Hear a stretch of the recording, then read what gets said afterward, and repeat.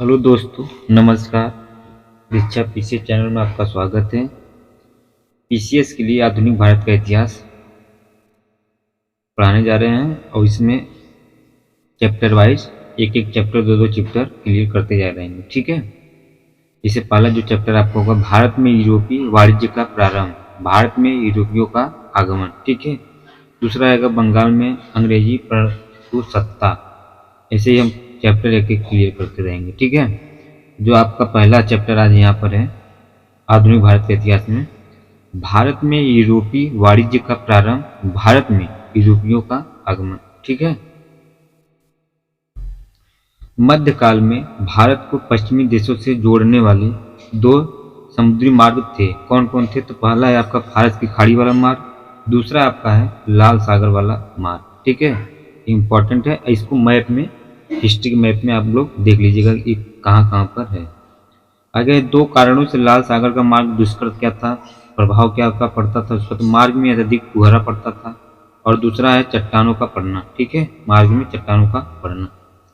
ज्यादातर व्यापार फारस की खाड़ी से जाने वाले मार्ग से होता था, जिसे अधिक प्राथमिकता दी जाती थी। ठीक है। एशिया से यूरोप को जाने वाली वस्तु अनेक राज्यों एवं मार्गों से होकर गुजरती थी और हर राज्य को चुंगी और मार्ग कर देने पड़ते थे। ठीक है। यूरोपी के व्यापार में इटली के व्यापारियों का एकाधिकार था।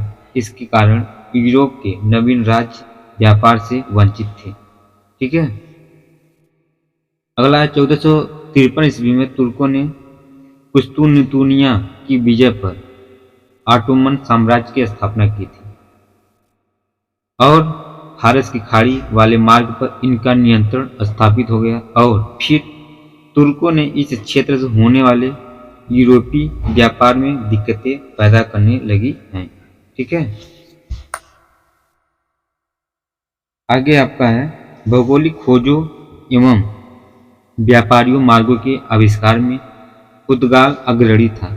ठीक है। यहाँ का शासक प्रिंस हेनरी द नेविगेटर ने इस कार्य में महत्वपूर्ण योगदान दिया था। 1486 ईस्वी में एक पुर्तगाली नाविक बार्थ लेमुडेज ने अफ्रीका स्थित उत्तर मासा द्वीप पर केप ऑफ गुड होप खोज निकाला था। ठीक है। आगे आपका है 1492 ईस्वी में स्पेन की सहायता से कोलंबस नामक एक नाविक भारत की खोज के लिए अटलांटिक महासागर में जोखिम से भरी यात्रा प्रारंभ की है। अंततः इसने अमेरिका की खोज की थी। 1498 ईस्वी में एक पुर्तगाली वास्को डी गामा उत्तर मासा अंतरद्वीप के रास्ते से होकर भारत पहुंचा, जो एक सीधा मार्ग था। ठीक है।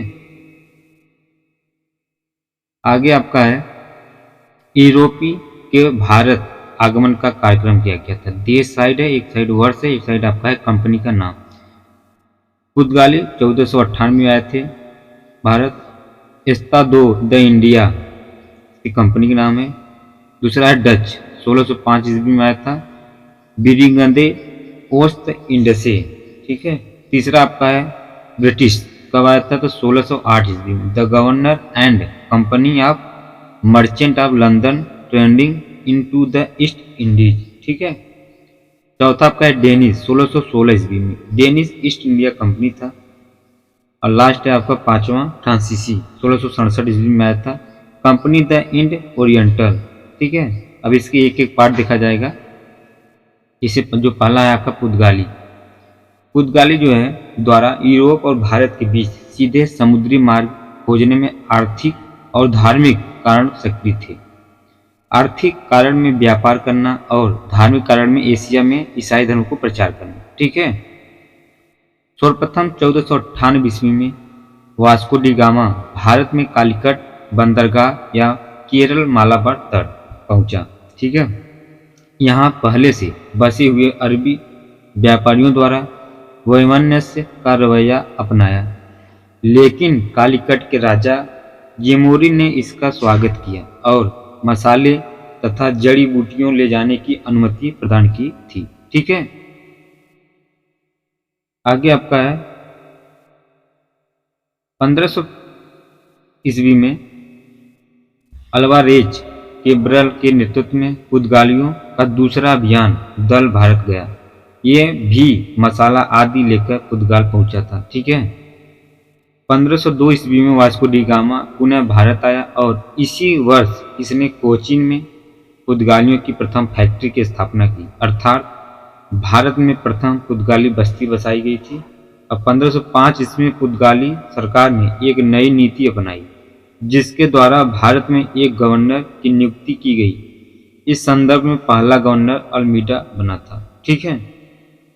अल्मीडा का शासनकाल कब तक था? तो 1505 से लेकर 9 ईस्वी तक। अल्मीडा ने कोचीन का दुर्गीकरण कराया तथा इसे अपना मुख्यालय भी बनाया गया था। 1508 से 1509 ईस्वी में इसने गुजरात, मिस्र और तुर्की संयुक्त मुस्लिम जड़ बेड़े को पराजित करके द्वीप पर अधिकार कर लिया था। ठीक है। इसके बाद किसका शासनकाल आया था? तो अल्बुकर्क का। कब से कब तक? तो 1509 से लेकर 1500 ईस्वी तक। अल्बुकर्क जो है भारत में पुर्तगाली सत्ता का वास्तविक संस्थापक माना जाता है। ठीक है। इसने 1510 ईस्वी में बीजापुर से गोवा को जीत लिया और किलेबंदी करवाई। एक शक्ति केंद्र के रूप में भी विकास हुआ था इसका। ठीक है। इसके बाद वास्को डी गामा आया था। कब? 1524 से लेकर 29 ईस्वी तक। वास्को डी गामा 1524 से 29 ईस्वी तक यहाँ का गवर्नर रहा और 1529 ईस्वी में गोवा में इसकी मृत्यु हो गई थी। किसका? वास्को डी गामा का। गोवा में ही वास्को डी गामा की कब्र बनाई गई थी। सेंट जेवियर ईसाई संत की कब्र भी गोवा में है। ठीक है। नूनो द कुन्हा, इनका शासनकाल कब से कब तक था? तो 1529 से लेके 38 ईस्वी तक का। यह अल्बुकर्क का वास्तविक उत्तराधिकारी था। ठीक है। इसने 1530 ईस्वी में कोचीन की जगह गोवा को अपनी राजधानी बनाई थी। ठीक है। कुन्हा ने मद्रास के निकट सैंथोम तथा बंगाल में हुगली में पुर्तगाली बस्तियों की स्थापना करके भारत के पूर्वी तट की और पुर्तगाली वाणिज्य का विकास किया गया। ठीक है। पुर्तगालियों की देन क्या थी? जो भारत में उनकी देन थी, तो भारत में प्रेस छापा खान पुर्तगालियों की ही देन था। ठीक है। तंबाकू की खेती सर्वप्रथम 1508 ईस्वी में दक्षिण भारत में पुर्तगालियों ने शुरू करवाई थी, फिर उत्तर भारत में शाहजहां काल में आई। इन भारत में पपीता, अनानास, लीची, संतरा, आलू, शकरकंद, मूंगफली, काजू और बादाम की खेती पुर्तगालियों की ही देन थी। ठीक है। भारत में आगे है आपका प्रमुख पुर्तगाली गवर्नर। ठीक है। पहला जो आए थे गवर्नर वो अल्मीडा थे 1505 से लेकर 9 ईस्वी तक। मिस्र, तुर्की और गुजरात की संयुक्त मुस्लिम जल बेड़े को पराजित किया था।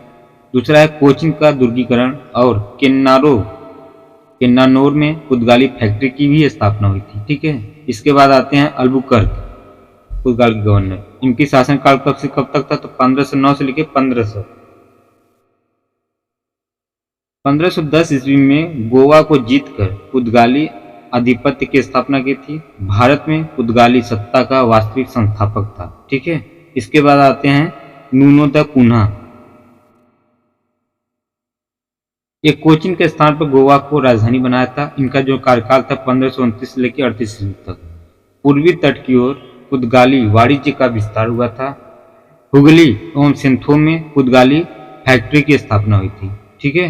इसके बाद आते हैं डच हॉलैंड नीदरलैंड के निवासी थे। सर्वप्रथम 1595 ईस्वी में कॉर्नेलियस हाउटमैन के नेतृत्व में डचों का पहला अभियान दल सुमात्रा पहुंचा था।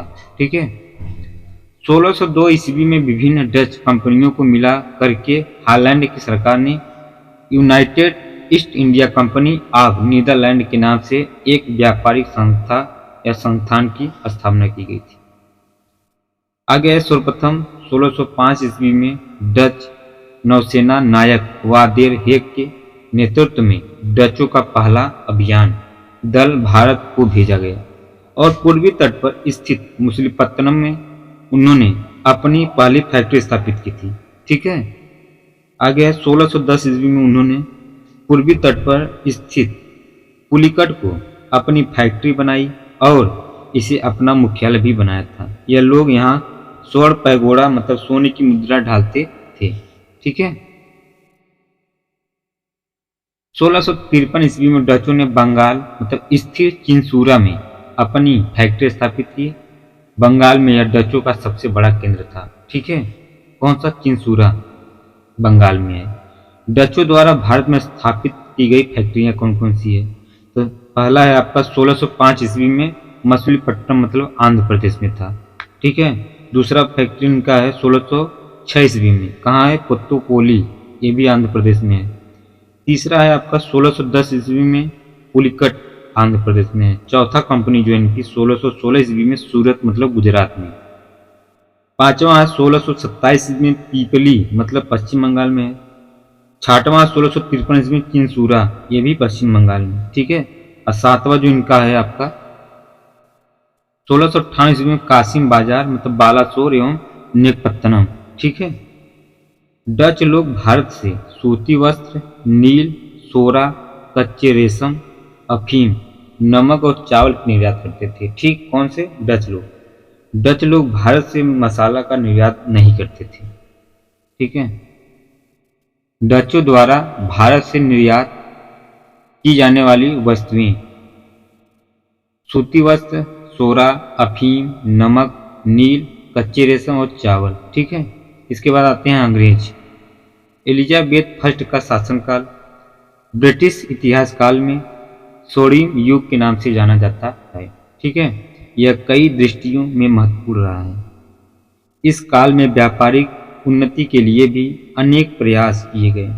महारानी एलिजाबेथ फर्स्ट के समय 31 दिसंबर 1600 ईस्वी को एक विशाल व्यापारिक संघ की स्थापना हुई जिसका नाम रखा गया the governor and company of merchant of London trading into the east Indies. इस कंपनी में अनेक शेयर होल्डर थे। ठीक है। कंपनी की पहली यात्रा जो है 1601 ईस्वी में हुई जब कंपनी के जहाज इंडोनेशिया गए थे। सर्वप्रथम 1608 ईस्वी में कैप्टन हॉकिंस के नेतृत्व में कंपनी का पहला प्रतिनिधिमंडल हेक्टर नामक जल जहाज से भारत में सूरत पहुंचा और यहाँ पर अंग्रेजों की पहली अस्थायी फैक्ट्री की स्थापना की गई थी। ठीक है। कैप्टन हॉकिंस सूरत से जहांगीर के दरबार पहुंचा। जहांगीर ने इससे 400 का मनसब तथा खान इंग्लिश खान की उपाधि दी थी। ठीक है। 1611 ईस्वी में अंग्रेजों ने पूर्वी तट पर स्थित मछलीपट्टनम में अपनी दूसरी फैक्ट्री की स्थापना की। 1613 ईस्वी में सूरत की फैक्ट्री को स्थायित्व प्राप्त हुआ और 1615 ईस्वी में ब्रिटिश सम्राट जेम्स फर्स्ट के राजदूत के रूप में सर टॉमस रो जहांगीर के दरबार में आया। यह 3 वर्षों तक 1628 ईस्वी तक जहांगीर के दरबार में रहा है। ठीक है। इसने व्यापार करने से संबंधित तथा व्यापार करों के छूट से संबंधित 2 लाइसेंस कंपनी के लिए प्राप्त किया था। 1632 ईस्वी में अंग्रेजों ने गोलकुंडा के सुल्तान अब्दुल्ला कुतुब शाह से 500 पाउंड वार्षिक कर देने के बदले गोलकुंडा के सभी बंदरगाहों से व्यापार करने का अधिकार प्राप्त किया। लाभकारी फरमान होने के कारण इसे सुनहरा फरमान के नाम से भी जाना जाता है। ठीक है। 1639 ईस्वी में चंद्रगिरी के शासक से अंग्रेजों ने मद्रास को पट्टे पर प्राप्त किया था। ठीक है। और यहाँ पर अंग्रेजों ने सेंट जॉर्ज नामक किले का भी निर्माण करवाया था। 1661 ईस्वी में ब्रिटेन के सम्राट चार्ल्स सेकेंड का विवाह जो है पुर्तगाली राजकुमारी कैथरीन के साथ हुआ। इस उपलक्ष्य में पुर्तगालियों से दहेज रूप में बम्बई चार्ल्स सेकेंड को प्राप्त हुआ था। ठीक है। आगे है आपका 1659 ईस्वी में चार्ल्स सेकेंड ने बम्बई को 10 पाउंड वार्षिक किराए पर कंपनी को दे दिया और फिर कंपनी ने उंगियार को अपना अधिकारी नियुक्त कर मुंबई के गांव का शहरीकरण करवा दिया। ठीक है। 1698 ईस्वी में अंग्रेजों ने बंगाल के एक जमींदार इब्राहिम खां से 1200 रुपये में 3 गांव की जिम्मेदारी खरीद ली। ये गांव थे गोविंदपुर, सुतानती और कोलकाता। यह तीनों गांव जो है विकसित होकर कलकत्ता बन नगर बस गया था। और कलकत्ता नगर को बसाने का श्रेय किसको जाता है? तो जाप चारनाक को जाता है। ठीक है, इंपॉर्टेंट है। 1700 ईस्वी में कलकत्ता में फोर्ट विलियम किले का निर्माण हुआ और यही पूर्वी भारत की सभी बस्तियों का केंद्र भी बन गया। ठीक है। फोर्ट विलियम का प्रथम अध्यक्ष सर चार्ल्स आयर थे। ठीक है। 1715 ईस्वी में कंपनी का एक प्रतिनिधि मंडल जॉन सरमन की अध्यक्षता में मुगल सम्राट फर्रुखसियर के दरबार में पहुंचा। इस प्रतिनिधि मंडल में हैमिल्टन नामक एक चिकित्सक भी था। हैमिल्टन ने फर्रुखसियर को एक गंभीर रोग से मुक्ति दिलाई थी। इससे प्रसन्न होकर फर्रुखसियर ने 1717 ईस्वी में एक फरमान द्वारा कंपनी को अनेक रियासतें प्रदान की थी। ठीक है। अब इसमें अंग्रेजों द्वारा भारत में स्थापित फैक्ट्रियां कौन कौन सी है? ठीक है। जैसे 1608 ईस्वी में जो है सूरत अस्थायी रूप से इनकी फैक्ट्री थी। उसके बाद अस्थायी तो जब हुआ 1613 ईस्वी में। दूसरी कंपनी थी जो उनकी 1611 ईस्वी में, कहाँ पर? मछलीपट्टनम में। तीसरी कंपनी है 1616 ईस्वी में, कहाँ पर? अहमदाबाद, बुरहानपुर, आगरा में। और 1632 ईस्वी में चौथा कंपनी था इनका गोलकुंडा में। पांचवा कंपनी है 1633 ईस्वी में, कहाँ पर? बालासोर एवं हरिहरपुर उड़ीसा पर, ये उड़ीसा में। ठीक है। छठवां 1639 ईस्वी में मद्रास में है। 1651 ईस्वी में हुगली में और 1659 ईस्वी में बम्बई में है। 69 मुंबई में है। और 1909 है जो आपका 1700 कहाँ पर है? कलकत्ता में है। ठीक है। आगे आपके आते हैं डेनिश इंडिया। डेनिश डेनमार्क के निवासी थे जो 1616 ईस्वी में भारत आया और बंगाल स्थित श्रीरामपुर में अपनी बस्ती स्थापित की। यही भारत में इनका मुख्य केंद्र भी था। ठीक है। ब्रिटिश ईस्ट इंडिया कंपनी से संबंधित तथ्य कौन कौन है? जहांगीर ने कैप्टन हॉकिंस को इंग्लिश खां की उपाधि देकर इसका विवाह एक अर्मीनियन स्त्री से करवा दिया था। इंपॉर्टेंट है। ठीक है, यहाँ से क्वेश्चन बनता है। भारत आने वाला प्रथम अंग्रेज जॉन मिल्टन हॉल था। फ्रांसिस ड्रेड नामक अंग्रेज ने मद्रास को पट्टे पर चंद्रगिरी को राजा से प्राप्त किया था। ठीक है।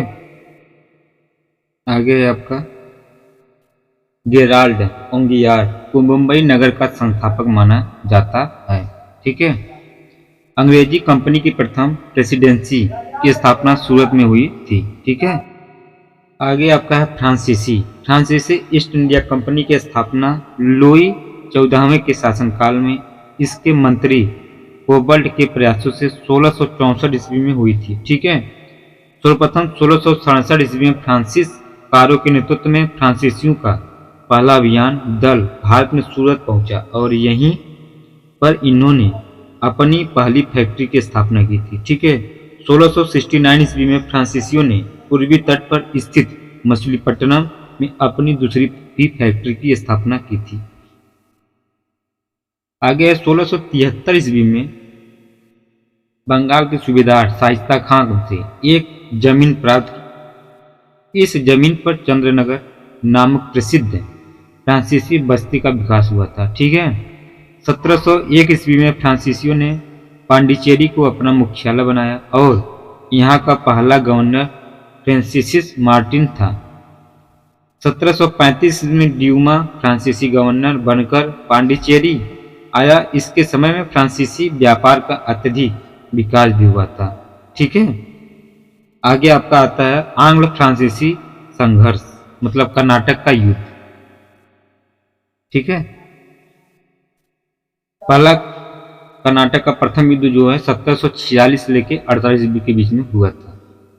18वीं शताब्दी तक कोरोमंडल तट की भूमि को कर्नाटक के नाम से जाना जाता था। यह हैदराबाद के निजाम के अधीन एक प्रांत था। यहाँ के प्रांतपति को नवाब कहा जाता था।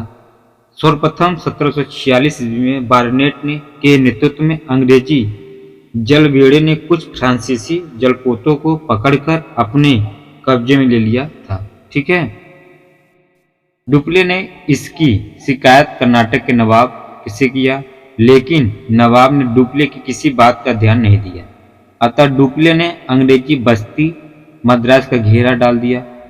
अब अंग्रेजों ने नवाब का संरक्षण चाहा। नवाब ने डुप्ले को मद्रास से हटने के लिए कहा, लेकिन डुप्ले नहीं माना।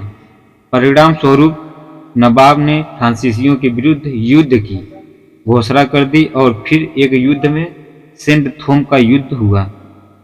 सेंट थोम का युद्ध जो है 1748 ईस्वी में कर्नाटक के नवाब एवं फ्रांसीसियों के बीच लड़ा गया था। 1748 ईस्वी में यूरोप में एक्स-ला-चैपेल का संधि जो द्वारा ऑस्ट्रिया के उत्तराधिकारी युद्ध का अंत हुआ था और इसी संधि के द्वारा कर्नाटक का प्रथम युद्ध समाप्त हो गया। ठीक है, यूपीपीएससी में क्वेश्चन पूछ चुका था। दूसरा है कर्नाटक का द्वितीय युद्ध 1748 से लेकर 54 ईस्वी तक। इस युद्ध का मुख्य कारण क्या है? दोनों कंपनियों का भारतीय राजनीति में हस्तक्षेप रहा। ठीक है, 1748 ईस्वी में हैदराबाद के निजाम उल मुल्क आसफ जहां की मृत्यु होने से उत्तराधिकारी के लिए संघर्ष प्रारंभ हुआ था। अगला है आपका निजाम उल मुल्क की मृत्यु के बाद इनका पुत्र है नासिर जंग हैदराबाद का निजाम बना था। ठीक है, इसी समय नासिर जंग का एक भांजा मुजफ्फर जंग ने निजाम पद की दावेदारी प्रस्तुत की। आगे इसका समय 1748 में मराठों ने चंदा साहब को रिहा कर दिया और यह कर्नाटक में अपने उत्तराधिकारी की मांग की थी। ठीक है, इसी समय सर्वप्रथम डुप्ले ने निजाम पद के लिए मुजफ्फर जंग और नवाब पद के लिए चंदा साहब का साथ दिया था। मुजफ्फर जंग, चंदा साहब और डुप्ले की संयुक्त सेनाओं ने 1749 ईस्वी में कर्नाटक पर आक्रमण करके अंबुर की लड़ाई में अनवरुद्दीन को पराजित कर मार डाला। अनवरुद्दीन का पुत्र एवं उत्तराधिकारी मोहम्मद अली ने भागकर चितनापल्ली के दुर्ग में शरण ले ली थी। ठीक है, फ्रांसीसी के बढ़ते हुए प्रभाव को देखकर अंग्रेज भी शांत नहीं रहे। उन्होंने निजाम पद के लिए नासिर जंग एवं कर्नाटक के नवाब पद के लिए मोहम्मद अली को सर्वप्रथम दिया था। 1754 ईस्वी में नासिर जंग अंग्रेजों के सहयोग से कर्नाटक पर आक्रमण किया और त्रिगुट मित्र शक्तियों को पराजित कर दिया, लेकिन इसी समय नासिर जंग की सेना ने विद्रोह कर दिया और इसी विद्रोह में नासिर जंग की हत्या कर दी गई थी। ठीक है, इसका लाभ उठाकर फ्रांसीसियों ने डुप्ले मुजफ्फर जंग को हैदराबाद में निजाम घोषित कर दिया था। 1752 ईस्वी में क्लाइव के नेतृत्व में अर्काट पर आक्रमण किया और चंदा साहब के पुत्र राजा साहब के नेतृत्व वाली सेना को पराजित करके अर्काट पर अधिकार कर लिया था। ठीक है, यह खबर सुनकर चंदा साहब तिरुचिरापल्ली भाग गया, लेकिन तंजौर के राजा ने उसकी हत्या कर दी थी। 1754 ईस्वी में फ्रांसीसी सरकार ने डुप्ले को वापस बुला लिया और उसके स्थान पर गोदेहो को गवर्नर बनाकर भारत भेज दिया था। ठीक है, गोदेहो आते ही युद्ध समाप्ति की घोषणा कर दी और अंततः 1755 ईस्वी में पांडिचेरी को संधि द्वारा यह युद्ध समाप्त हो गया था। ठीक है, और पांडिचेरी की संधि द्वारा दोनों कंपनियों ने भारतीय नरेशों के झगड़े में हस्तक्षेप न करने का वादा भी किया था। कर्नाटक का तृतीय युद्ध कब से कब हुआ था? तो 1756 से लेकर 63 ईस्वी तक। 1756 ईस्वी में यूरोप में ऑस्ट्रिया एवं प्रशंसा के बीच सप्तवर्षीय युद्ध प्रारंभ हुआ था। इस युद्ध में एक बार फिर अंग्रेज और फ्रांसीसियों के बीच युद्ध हुआ था। ठीक है, 1756 ईस्वी में दोनों कंपनियां एक दूसरे की बस्तियों पर आक्रमण प्रारंभ कर दिया, लेकिन वास्तविक युद्ध की शुरुआत तब हुई जब 1758 ईस्वी में फ्रांसीसी सरकार ने काउंट डी लैली को कमांडर इन चीफ बनाकर भारत भेजा। इसके आने से युद्ध को गति मिली थी। ठीक है, इस युद्ध का सबसे महत्वपूर्ण युद्ध 1760 ईस्वी में वाडीवास का युद्ध था, जो आयरकुट के नेतृत्व वाली अंग्रेजी सेना और काउंट डी लैली को नेतृत्व वाली फ्रांसीसी सेना के बीच हुआ था। इस बीच या इस युद्ध में अंग्रेज विजयी रहे। इसके बाद पांडुचेरी सहित लगभग सभी फ्रांसीसी बस्तियों का अंत हो गया। 1763 ईस्वी में पेरिस की संधि द्वारा सप्तवर्षीय युद्ध समाप्त हुआ और इसी संधि द्वारा कर्नाटक का तृतीय युद्ध भी समाप्त हो गया था। ठीक है, आगे आपका कर्नाटक का युद्ध। ठीक है, युद्ध का नाम, वर्ष, कारण, समाप्ति और परिणाम। जिसे प्रथम कर्नाटक का युद्ध 1746 से 48 के बीच हुआ था। कारण क्या था? तो ऑस्ट्रियाई उत्तराधिकारी का प्रश्न एवं अंग्रेज एवं फ्रांसीसियों में अमेरिकी युद्ध। ठीक है, समाप्ति 1748 में एक्स ला सोपिल की संधि द्वारा। और परिणाम क्या था? तो अंग्रेज एवं कर्नाटक के नवाब की पराजय हुआ था इसमें। द्वितीय कर्नाटक का युद्ध 1748 से लेकर 54 ईस्वी तक दोनों कंपनियों द्वारा भारतीय राजनीति में हस्तक्षेप हुआ था। ठीक है, कारण इसका था। समाप्ति 1755 में पांडुचेरी की संधि द्वारा समाप्त हो गया था। अंग्रेजों की अच्छी स्थिति थी इसी परिणाम में। ठीक है, तृतीय कर्नाटक का युद्ध 1756 से 63 ईस्वी के बीच। ये कारण क्या था? तो यूरोप का सप्तवर्षीय युद्ध। समाप्ति 1763 ईस्वी के पेरिस की संधि, अंग्रेजों का इसमें विजय हुआ था। ठीक है, महत्वपूर्ण युद्ध इसमें है।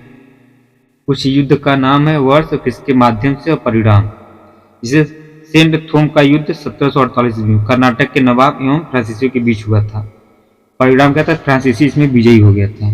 दूसरा है अंबुल का युद्ध 1749 ईस्वी में हुआ था। डुप्ले, मुजफ्फरजंग एवं चंदा साहब के त्रिगुट एवं कर्नाटक के नवाब अनवरुद्दीन के मध्य हुआ था। और इसका परिणाम त्रिगुट विजय हुआ था इसमें। तीसरा आपका अर्काट का युद्ध, इसमें 1752 ईस्वी में हुआ था। क्लाइव के नेतृत्व वाली अंग्रेजी सेना एवं चंदा साहब के पुत्र राजा साहब के बीच हुआ था। ठीक है, और इसमें विजय हुआ था, अंग्रेजों का विजय हुआ था। चौथा आपका है वांडीवास का युद्ध 1760 में हुआ था। अंग्रेज एवं फ्रांसीसियों के बीच हुआ था। इसमें जो विजय हुए थे वो आपके अंग्रेज हुए थे। ठीक है, कुछ महत्वपूर्ण तथ्य हैं। सर्वप्रथम ब्रिटिश शासन ने 1593 लिवेंट कंपनी को स्थल मार्ग से भारत में व्यापार करने का पहला अधिकार प्रदान किया था। 31 दिसंबर 1600 ईस्वी को महारानी एलिजाबेथ प्रथम के अनुमोदन से the governor and company of merchant of London trading into the east Indies के नाम से एक व्यापारिक संस्थान को सर्वप्रथम समुद्री मार्ग से व्यापार करने का अधिकार पत्र प्रदान किया गया था। ठीक है, डचों ने पुर्तगालियों को पराजित करके उनसे कोची प्राप्त किया था तथा 1663 ईस्वी में डचों ने फोर्ट विलियम का निर्माण कराया था। 1814 ईस्वी में कोची को ब्रिटिश उपनिवेश में शामिल किया गया था। अंग्रेजी शासनकाल में बिहार अफीम उत्पादन हेतु प्रसिद्ध था। भारत में अफीम की तस्करी की जाती थी। ठीक है, पहला चैप्टर आपका खत्म हो गया। दूसरा चैप्टर है बंगाल में अंग्रेजी प्रभुसत्ता। ठीक है, ये दूसरा चैप्टर है आपका। 1717 ईस्वी में मुर्शिद कुली खां बंगाल का सूबेदार नवाब बना। इसी समय व्यवहारिक रूप में स्वतंत्र कार्य करने लगा। इसने ढाका के स्थान पर मुर्शिदाबाद को अपनी राजधानी बनाई थी। यह बंगाल का पहला नवाब था जिसने अंग्रेजों द्वारा दस्तक मतलब अधिकार पत्र का दुरुपयोग किया। 1727 में मुर्शिद कुली खां के मृत्यु के बाद सुजाउद्दौला बंगाल का नवाब बना था। यह अत्यंत न्यायप्रिय नवाब था। ठीक है, जो 1732 ईस्वी में अलीवर्दी खां को बिहार का उप सूबेदार नियुक्त किया गया था। और 1739 ईस्वी में सुजाउद्दौला की मृत्यु के बाद इसका पुत्र सरफराज खां नवाब बना। इसके समय 1740 ईस्वी में अलीवर्दी खां ने विद्रोह कर दिया और इसी विद्रोह में सरफराज खां मारा गया और अलीवर्दी खां बंगाल का नवाब बन गया। ठीक है, इसके बाद आते हैं अलीवर्दी खां 1740 से 56 ईस्वी की। इसने यूरोपियों की उपमा या मधुमक्खियों से की है। इसके अनुसार यदि इन्हें न छोड़ा जाए तो यह शहद देंगे, यदि इन्हें छोड़ा जाए तो ये काट काट कर मार डालेंगे। ठीक है, इसका अलीवर्दी खां ने इसको कहा था। तो अलीवर्दी खां कोई पुत्र न होने के कारण इसने अपनी सबसे छोटी पुत्र सिराजुद्दौला को अपना उत्तराधिकारी नियुक्त किया था। ठीक है।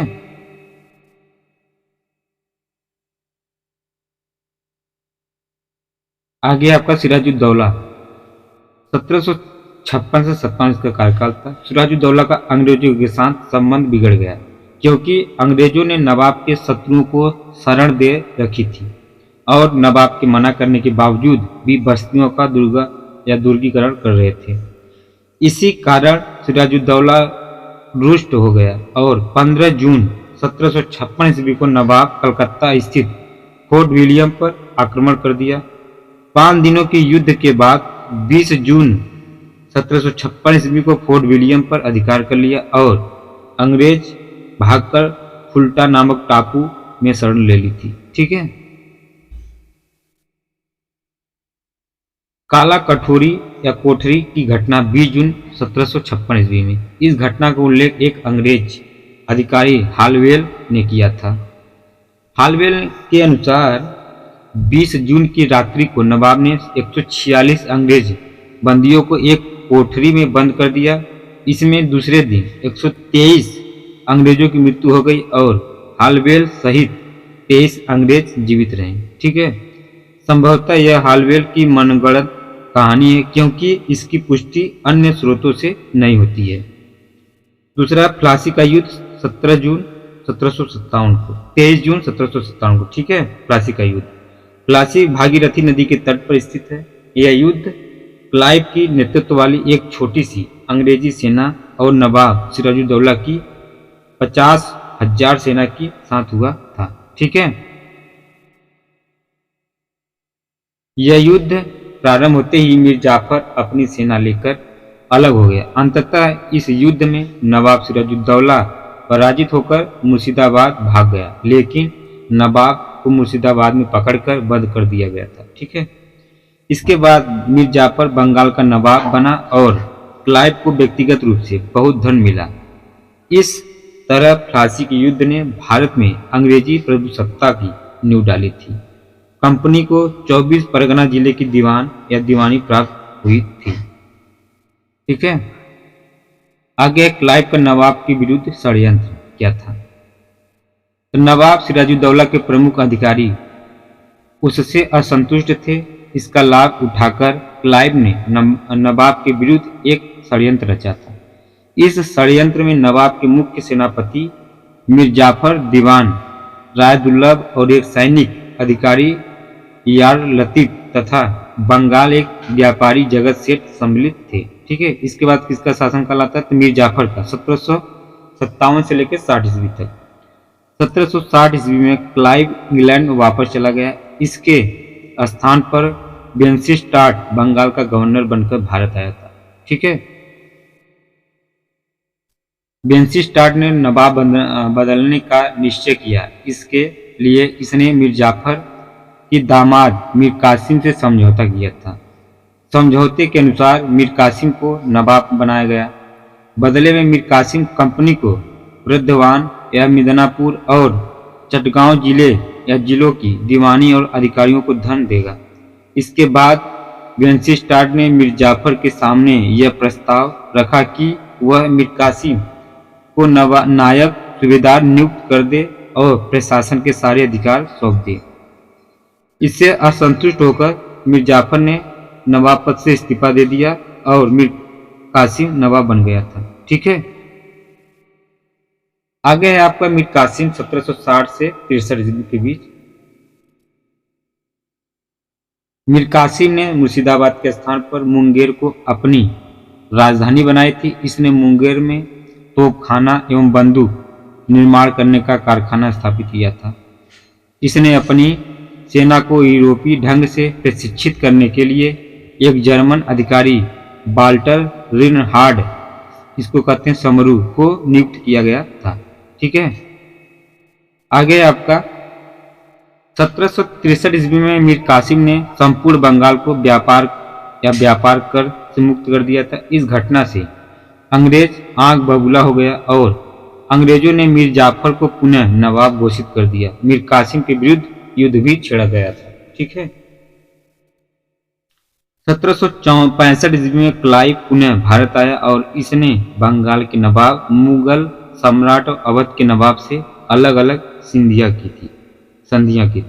सर्वप्रथम क्लाइव ने बंगाल के नवाब निजामुद्दौला से संधि की और संधि के अनुसार प्रशासन के सारे अधिकार कंपनी के हाथों में होगा, जबकि नवाब को प्रतिवर्ष 53 लाख रुपए सालाना कंपनी देगी। इस प्रकार बंगाल में द्वैध शासन लागू हो गया था। ठीक है। बक्सर का युद्ध कब हुआ था? 23 अक्टूबर 1764 को। ठीक है। मीर कासिम अंग्रेजों से परास्त होकर सिजाउद्दौला के पास पहुंचा। इस समय वहां मुगल सम्राट शाह आलम द्वितीय भी उपस्थित थे।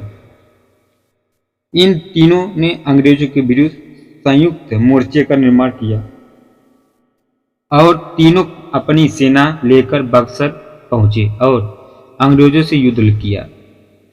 अंग्रेजी सेना का नेतृत्व हेक्टर मुनरो ने किया था और इस युद्ध में संयुक्त मोर्चे की शक्तियां पराजित हुई और मीर कासिम युद्ध भूमि से भाग गया, जबकि सिजाउद्दौला और शाह आलम द्वितीय ने आत्मसमर्पण कर दिया था। ठीक है। इसके बाद आपके आते हैं इलाहाबाद की प्रथम संधि 12 अगस्त से लेकर 1765 ईस्वी तक। इलाहाबाद की प्रथम संधि मुगल सम्राट शाह आलम सेकंड से हुई। इस संधि के मुख्य शर्तें इस प्रकार है। कंपनी अवध के नवाब से इलाहाबाद एवं कड़ा 2 जिले लेकर मुगल सम्राट को देंगे। दूसरा, कंपनी मुगल सम्राट को 26 लाख रुपए पेंशन के रूप में देगी। तीसरा, मुगल सम्राट बंगाल, बिहार, उड़ीसा की दीवानी कंपनी को प्रदान करेगा। ठीक है।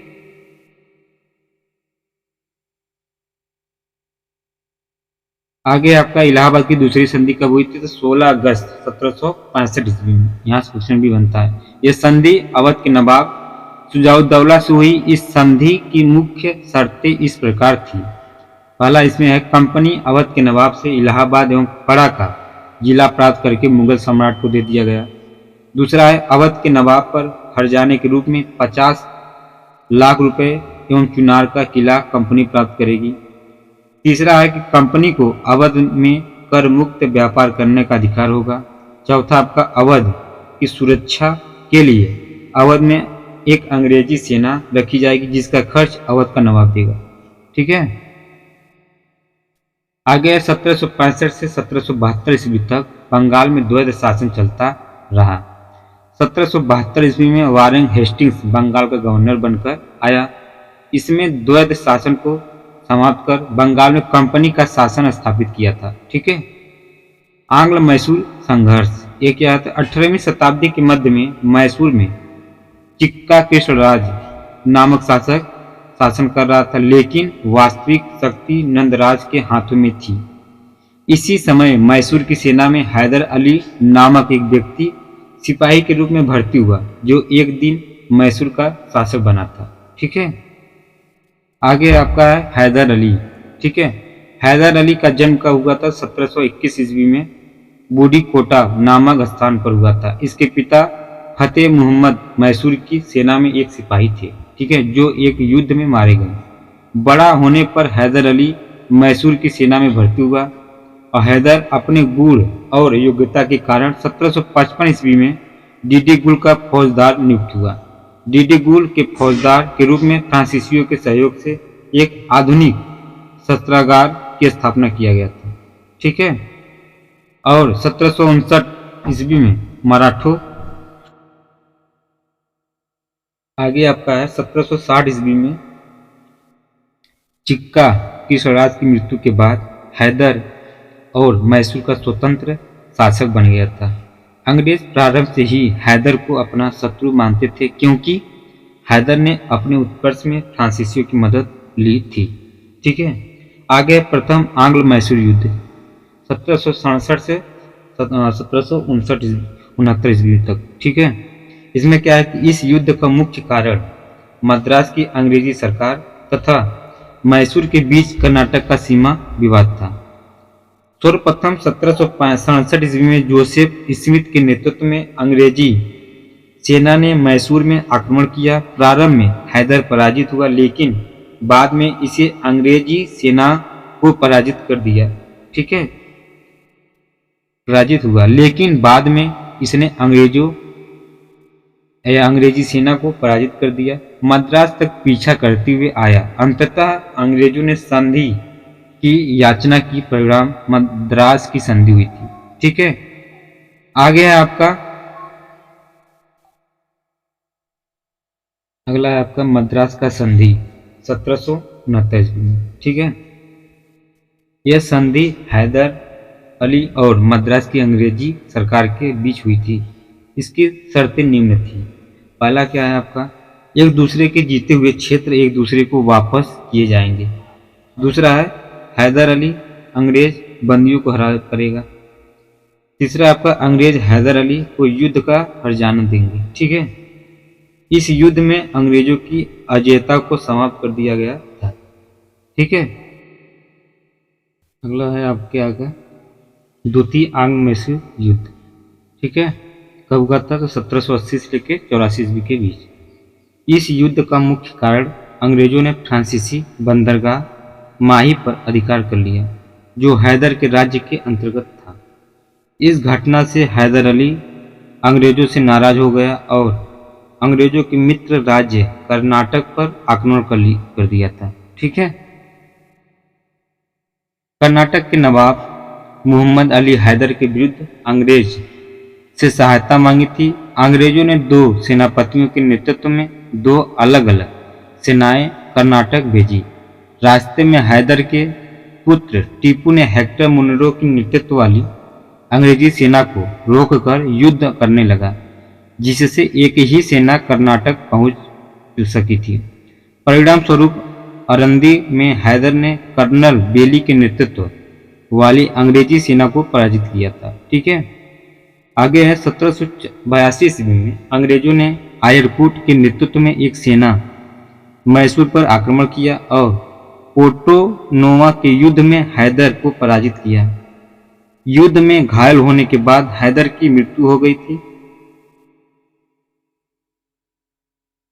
हैदर की मृत्यु के बाद उसका पुत्र टीपू मैसूर का शासक बना। इसने युद्ध को जारी रखा और 1783 ईस्वी में इसने ब्रिगेडियर मैथ्यूज के नेतृत्व में अंग्रेजी सेना को पराजित किया, लेकिन इसी समय यूरोप में एक संधि के कारण फ्रांसीसियों ने टीपू का साथ छोड़ दिया और टीपू ने अंग्रेजों से एक संधि कर दिया। ठीक है, मंगलोर की संधि 1784 ईस्वी में।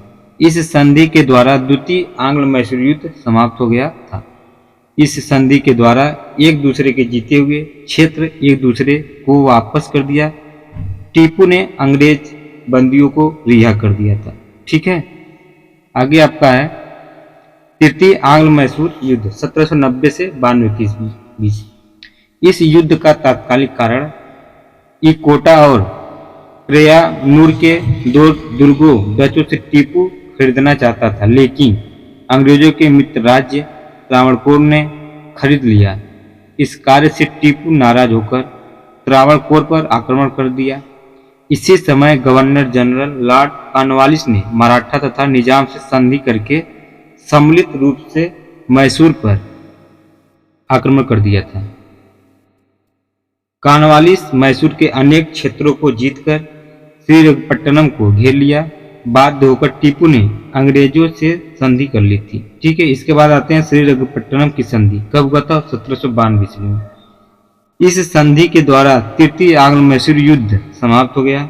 इस संधि के द्वारा टीपू का आधा राज्य ले लिया गया, जिसे अंग्रेज, मराठे और निजाम आपस में बांट लिए। टीपू पर 3 करोड़ का हर्जाना लगाया गया। टीपू के पास धन न होने के कारण उसके 2 पुत्रों को कॉर्नवालिस के पास बंधक के रूप में रख दिया गया और टीपू की सेना को भी सीमित कर दिया गया था। ठीक है, चौथा आंग्ल मैसूर युद्ध कब हुआ था, 1799 ईस्वी में। इस युद्ध का कारण क्या था, अंग्रेज गवर्नर जनरल लॉर्ड वेल्जली टीपू के पास सहायक संधि स्वीकार करने का प्रस्ताव भेजा था, जिसे टीपू ने अस्वीकार कर दिया। परिणाम स्वरूप 1799 ईस्वी में लॉर्ड वेल्जली ने मैसूर पर आक्रमण कर दिया। वेल्जली ने टीपू के अनेक क्षेत्रों को विजित करते हुए श्रीरंगपट्टनम के दुर्ग को घेर लिया। टीपू अंग्रेजों से युद्ध करते हुए दुर्ग के द्वार पर ही मारा गया और मैसूर अंग्रेजों के नियंत्रण में आ गया था। अंग्रेजों ने बोधयार वंश के 2 वर्षीय बालक कृष्णराज को मैसूर का शासक घोषित किया और इसे सहायक संधि स्वीकार कराकर मैसूर पर अपना प्रभाव स्थापित कर दिया था। ठीक है। 1834 ईस्वी में विलियम बैटिंग ने मैसूर को जीतकर अंग्रेजी साम्राज्य में मिला लिया था। ठीक है। आंग्ल मैसूर युद्ध एक दृष्टि में देखिए, इस युद्ध का नाम है, एक साइड वर्ष, कारण, समाप्ति, परिणाम। प्रथम आंग्ल मैसूर युद्ध 1767 से 69। ठीक है। अंग्रेजों एवं हैदर के बीच कर्नाटक की सीमा विवाद हुआ था और समाप्ति मद्रास की संधि 1769 ईस्वी में हुआ था। इसका परिणाम अंग्रेज पराजित हुआ था। दूसरा द्वितीय आंग्ल मैसूर युद्ध 1780 से 84 के बीच हुआ था। अंग्रेजों द्वारा फ्रांसीसी बंदरगाह माही पर अधिकार करना था। मंगलोर की संधि 1784 में समाप्त हो गया। अनिर्णित मतलब अनिर्णायत परिणाम इसका निकला। तृतीय आंग्ल मैसूर युद्ध 1790 से 92 ईस्वी में टीपू द्वारा त्रावणकोर पर आक्रमण किया था। श्रीरंगपट्टनम की संधि 1792 में टीपू का वध हुआ था। टीपू की पराजय से हुआ था। ठीक है। उसके बाद आता है चतुर्थ आंग्ल मैसूर युद्ध 1799 में टीपू द्वारा सहायक संधि स्वीकार न किया जाना। इसका टीपू का वध और टीपू का पराजय। आगे आपका है टीपू सुल्तान 1782 से 1799 ईस्वी में। हैदर अली की मृत्यु के बाद 1782 में टीपू सुल्तान बना था। टीपू ने 1787 में बादशाह की उपाधि धारण की और अपने नाम के सिक्के चलाए। इसने वर्ष महीनों के हिंदू नामों के स्थान पर अरबी नामों का प्रयोग किया तथा एक नए पंचांग मतलब कैलेंडर का प्रचलन किया था। फ्रांसीसी क्रांति के फलस्वरूप जब कुछ फ्रांसीसी सैनिकों ने श्रीरंगपट्टनम में जैकोबिन क्लब बनाने का प्रस्ताव किया तो इसने संघर्ष स्वीकार किया। यह स्वयं जैकोबिन क्लब का सदस्य बना और अपने आप को नागरिक टीपू कहलाने लगा। टीपू सुल्तान धर्म सहिष्णु शासक था। इसने श्रृंगेरी के मंदिर की मरम्मत एवं शारदा देवी की मूर्ति स्थापना के लिए धन प्रदान किया गया था। ठीक है। आगे आपका आंग्ल मराठा युद्ध। पेशवा बालाजी बाजीराव की मृत्यु के बाद मराठा राज्य आंतरिक षड्यंत्रों का केंद्र बनने लगा। आगे पेशवा माधवराज के समय में उसके चाचा रघुनाथ राव मराठा साम्राज्य की विभाजन की मांग की, जिसे पेशवा माधवराव ने ठुकरा दिया था। नाना फडणवीस के नेतृत्व में मराठा सरदारों ने अल्पायु माधवराव नारायण को पेशवा बना दिया और प्रमुख मराठा सरदारों को मिलाकर एक 12 भाई परिषद का गठन करके शासन या प्रशासन चलाना प्रारंभ कर दिया था। प्रमुख मराठा सरदारों की इस चुनौती का सामना करने में अपने को असमर्थ पाकर रघुनाथ राव उर्फ राघोबा पूना से भागने के लिए मजबूर हो गया था। ठीक है। रघुनाथ राव मुंबई जाकर नाना फडणवीस पूना दरबार के विरुद्ध बंबई की अंग्रेजी सरकार से सहायता मांगी।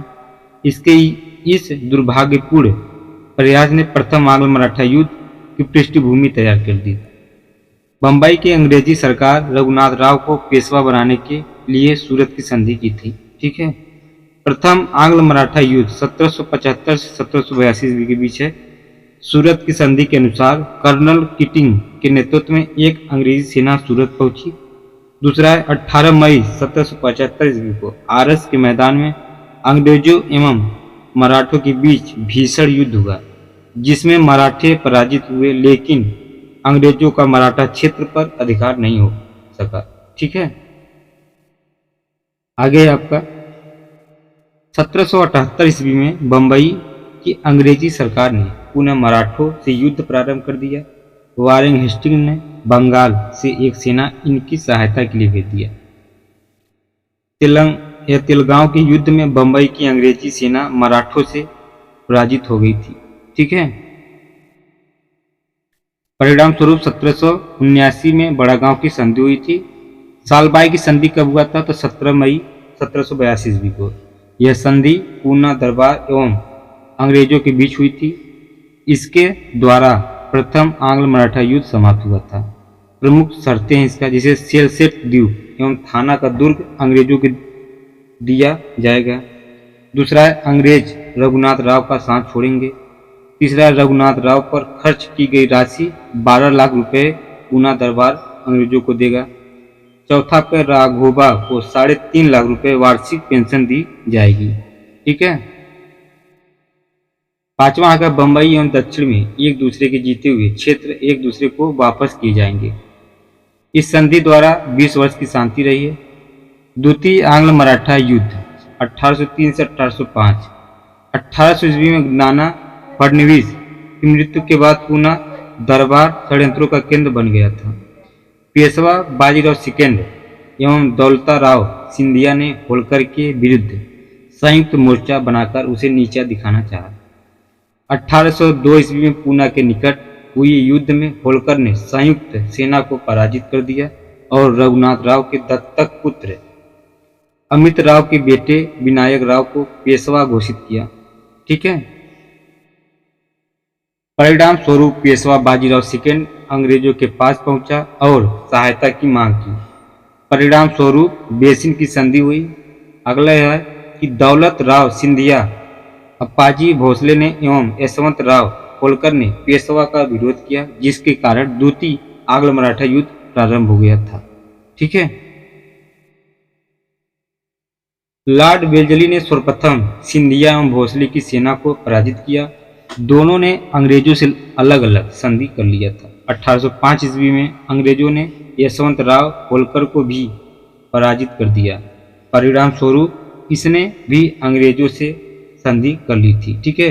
तृतीय आंग्ल मराठा युद्ध कब हुआ था? 1817 से 1820 के बीच। यह युद्ध लॉर्ड हेस्टिंग्स के शासनकाल में लड़ा गया। अंग्रेजों ने 1817 ईस्वी में सिंधिया से ग्वालियर की संधि की, जिसके अनुसार सिंधिया पिंडारियों के दमन में अंग्रेजों का सहयोग करके और चंबल नदी के दक्षिण पश्चिम राज्यों से अपना अधिकार समाप्त करेगा। ठीक है। जून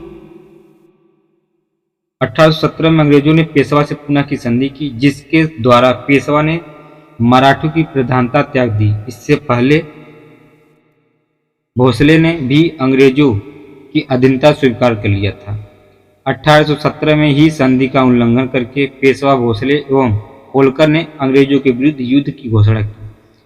परिणाम स्वरूप किरकिर में पेशवा, सीतावड़ी में भोसले तथा महिदपुर में होलकर अंग्रेजों से पराजित हुए थे। जनवरी 1818 में होलकर अंग्रेजों से मदसौर की संधि करके राजपूत राज्यों से अपने अधिकार वापस ले लिए। पेशवा बाजीराव सेकेंड कोरेगांव एवं अष्टी के युद्ध में पराजित होने के बाद आत्मसमर्पण कर दिया था। ठीक है। अंग्रेजों ने पेशवा का पद समाप्त कर पेशवा के राज्य को अंग्रेजी राज्य में मिला लिया था। पेशवा को 4 लाख रुपए वार्षिक पेंशन देकर कानपुर के निकट बिट्ठूर में रहने की आज्ञा दी गई। यही 1853 में पेशवा बाजीराव सेकेंड की मृत्यु हो गई थी। ठीक है। आंग्ल मराठा युद्ध का एक नज़र में देख लीजिए। युद्ध समय, संधि जिसमें युद्ध प्रारंभ हुआ था, संधि जिसमें युद्ध समाप्त हुआ था, पेशवा और गवर्नर जनरल। आंग्ल मराठा युद्ध प्रथम 1775 से 82 ईस्वी में हुआ था। सूरत की संधि 1775 में। ठीक है। सालबाई की संधि 1782 में, माधवराव वारेन हेस्टिंग्स। ठीक है। और नारायण माधवराव। द्वितीय आंग्ल मराठा युद्ध में 1803 से 5 ईस्वी में हुआ था। बेसिन की संधि 1802 ईस्वी में। राजघाट की संधि 1805 में। बाजीराव सेकेंड और जॉर्ज बालो एवं वेल्जली। ठीक है। तीसरा आपका तृतीय आंग्ल मराठा युद्ध 1817 से 1818 के बीच में हुआ था। इसके जो पेशवा थे बाजीराव सेकेंड थे और जो गवर्नर थे लॉर्ड हेस्टिंग्स थे, लॉर्ड हेस्टिंग्स। ठीक है। तो दोस्तों, पहला भाग में आज हम हिस्ट्री का मॉडर्न पढ़ा चुके हैं। ऐसे 10-12 भाग में हम आपको मॉडर्न कंप्लीट वीडियो पढ़ा देंगे। ठीक है। और ये वीडियो आपको अच्छा लगे तो लाइक और सब्सक्राइब जरूर करना, और जो भी आपका सुझाव हो आप कमेंट में शेयर कर सकते हैं। ठीक है।